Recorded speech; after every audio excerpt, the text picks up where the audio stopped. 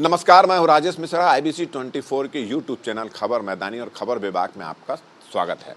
हमारे साथ YouTube channel पर बेबाक चर्चा करने के लिए भारतीय जनता पार्टी के पूर्व विधायक प्रवक्ता श्रीचंद सुंदरानी यहां पर मौजूद हैं और भारतीय जनता पार्टी ने मुख्यमंत्री भूपेश बघेल और छत्तीसगढ़ सरकार, जो कांग्रेस सरकार, और उसके छत्तीसगढ़ियावाद पर प्रश्न चिन्ह खड़ा किया है कि बार बार मुख्यमंत्री भूपेश बघेल और कांग्रेस के लोग अपने आप को छत्तीसगढ़िया साबित करने की कोशिश करते हैं, मगर जब चुनने की बारी आती है या किसी को कुछ पद देने की बारी आती है तो छत्तीसगढ़िया याद नहीं आता।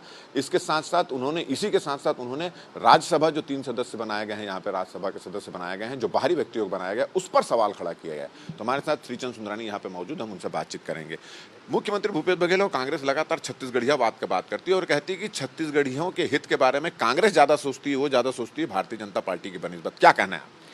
देखिए, ये भूपेश बघेल का छत्तीसगढ़ियावाद एक ढोंग है और ये ढोंग करते हैं कांग्रेसी लोग। इनका छत्तीसगढ़ियावाद से कोई लेना देना नहीं।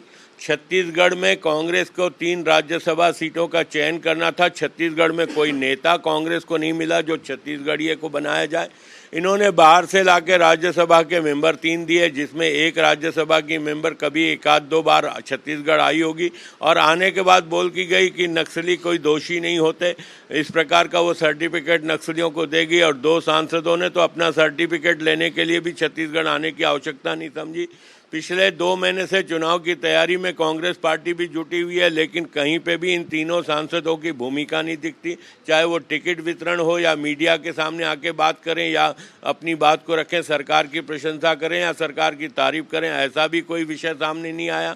और मैं तो ये कहूँगा कि भारतीय जनता पार्टी ने 4 सांसदों को चुनाव लड़ा है। निश्चित रूप से कांग्रेस पार्टी ने भी एक अपने प्रदेश अध्यक्ष सांसद को चुनाव लड़ा है। मेरी चुनौती सीधी सीधी भूपेश बघेल जी के पास है। अगर ये छत्तीसगढ़ियावाद आपका है और ये छत्तीसगढ़ की माटी से प्रेम करते हैं तो इन तीनों राज्यसभा सदस्यों को आप किसी एक विधानसभा क्षेत्र से, तीनों को एक विधानसभा क्षेत्र से चुनाव लड़ाकर देख लें, पता चल जाएगा कि उनके छत्तीसगढ़िया मॉडल पे लोगों का कितना सपोर्ट है। ये बताइए कि ये अक्सर बोलते हैं कि भारतीय जनता पार्टी ने छत्तीसगढ़ के लिए कुछ नहीं किया, छत्तीसगढ़ की संस्कृति के लिए कुछ नहीं किया, केवल दिखावा करते हैं, और आपके सांसदों पर भी लगातार उंगली उठाते हैं कि छत्तीसगढ़ के हितों की बात नहीं कहा है। चाहे ट्रेन की बात करें, यहाँ के प्राकृतिक संसाधन के दोहन की बात करें, तमाम लोगों को आप पर उंगली उठाते हैं। आपका क्या है? देखिए, भारतीय जनता पार्टी हमेशा छत्तीसगढ़ के हितों की बात करती है। 15 साल डॉक्टर रमन सिंह जी की सरकार रही। आज जितना धान की पैदावार अगर बढ़ी है तो डॉक्टर रमन सिंह जी की नीतियां ही थी, और भारतीय जनता पार्टी की केंद्र की सरकार की खातू देने की बात या जितने भी संसाधन उपलब्ध कराने की बात, 3 हार्स पावर 5 हार्स पावर के पंप कनेक्शन जो डॉक्टर रमन सिंह जी की सरकार ने 75,000 से बढ़ाकर करीब 4.5 लाख पंप कनेक्शन छत्तीसगढ़ में दिए गए। उसी के कारण आज पैदावार बढ़ी है। 16 लाख मैट्रिक टन होता था जब छत्तीसगढ़ बना था। चलिए, उपलब्धि तो हम सुनते रहते हैं। एक चीज और ये अक्सर ये कहते हैं कि भारतीय जनता पार्टी के स्थानीय नेताओं पे कोई स्पार्क नहीं रह गया, इसीलिए चाहे नामांकन की बात करें, चाहे सभा की बात करें, चाहे चुनाव प्रचार की बात करें और चाहे चुनाव संचालन की जिम्मेदारी की बात करें, सभी चीजों की कमान राष्ट्रीय नेताओं को सौंप दी गई। उसी के भरोसे छत्तीसगढ़, यहाँ की नेताओं को, यहाँ के नेतृत्व को यहाँ की जनता ने नकार दिया है। इस पर क्या? देखिए, ये बेबुनियाद आरोप है कि केंद्र का हस्तक्षेप होता है। क्या राहुल गांधी के बिना कांग्रेस एक भी निर्णय कर सकती? खड़गे जी के बिना एक भी निर्णय, और शैलजा जी के बिना? शैलजा जी तो एक दिन में हटा देती है प्रदेश अध्यक्ष जी को, क्योंकि उनका अवहेलना की गई, उनका नाम काम नहीं माना गया, उनका दिया गया आदेश का पालन नहीं किया, तो एक दिन में प्रदेश अध्यक्ष जी को शैलजा जी बदला देती है। यही इनका हम पे आरोप लगाने के पहले अपने गिरेबान में झांकना चाहिए। भारतीय जनता पार्टी का कार्यकर्ता तो मैदान में चुनाव लड़ रहा है।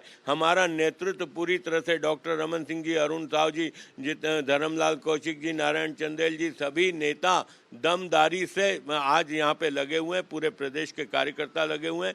प्रदेश के बाहर के जो हमारे प्रभारी आते हैं, निश्चित रूप से हर संगठन का, हर पार्टी का एक रहता है कि जो राज्यसभा सदस्य बाहर के बनाए गए, जिन पर आपको आपत्ति है कि तीनों बाहर के हैं, छत्तीसगढ़ की अवहेलना की, उनको किस तरह की चुनौती देते हैं इस चुनावी समय में? मैं चुनौती देता हूं, तीनों किसी एक विधानसभा चुनाव से चुनाव लड़ें और पता चल जाएगा भूपेश बघेल के छत्तीसगढ़िया मॉडल में कितना दम है, और 3 में एक भी नहीं जीत पाएगा। मैं चुनौती देता हूं, लड़ें वो चुनाव। भारतीय जनता पार्टी इसके लिए तैयार है। वो राज्यसभा के मेंबर छत्तीसगढ़ से बन के गए, छत्तीसगढ़ के किसी विधानसभा चुनाव से क्षेत्र से चुनाव लड़े और पता चल जाएगा भूपेश बघेल को उनकी छत्तीसगढ़िया मॉडल क्या है।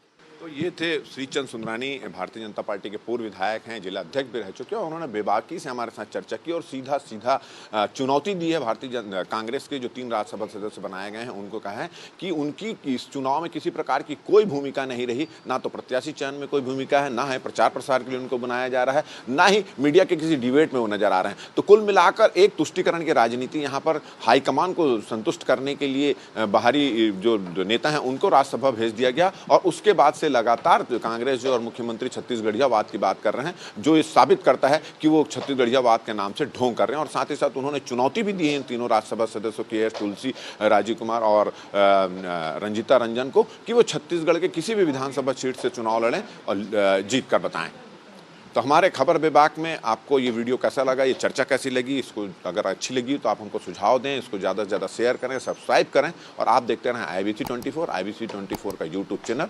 मुझे और मेरे कैमरा मैन रमाशंकर को दे इजाज़त। नमस्कार।